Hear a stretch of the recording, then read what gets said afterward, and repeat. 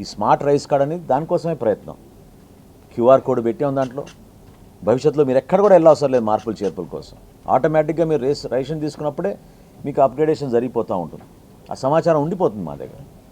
కాబట్టి క్షేత్రస్థాయి నుంచి వస్తున్న ప్రధానమైన సమస్యలు నేను అడ్రస్ చేస్తాను. వాటికి పరిష్కారం చేయగలిగాం. మొట్టమొదటిది మ్యారేజ్ సర్టిఫికేట్ కావాలని చాలామందిని ఇబ్బంది పెడుతున్నారు. చాలా స్పష్టంగా ఆదేశాలు జారీ చేయడం జరిగింది. ఎట్టి పరిస్థితిలో కూడా మ్యారేజ్ సర్టిఫికేట్ అవసరం లేదు. మ్యారేజ్ సర్టిఫికేటే కాదు, పెళ్లికి సంబంధించిన కార్డు కానీ ఫోటో కానీ అది కూడా అవసరం లేదు.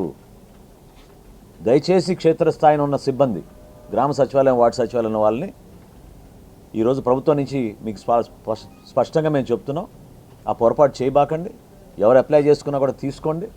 మీరు ఫిజికల్గా హౌస్ విజిట్ వెళ్ళినప్పుడు అప్పుడు మీరు దాన్ని రీవెరిఫై చేసుకోవచ్చు తప్ప వాళ్ళని ఇన్సిస్ట్ చేసి వాళ్ళ దగ్గర మ్యారేజ్ సర్టిఫికేట్ కానీ, మ్యారేజ్ సంబంధించిన ఫోటో కానీ, పెళ్లి కార్డు కానీ అడగాల్సిన అవసరం లేదు.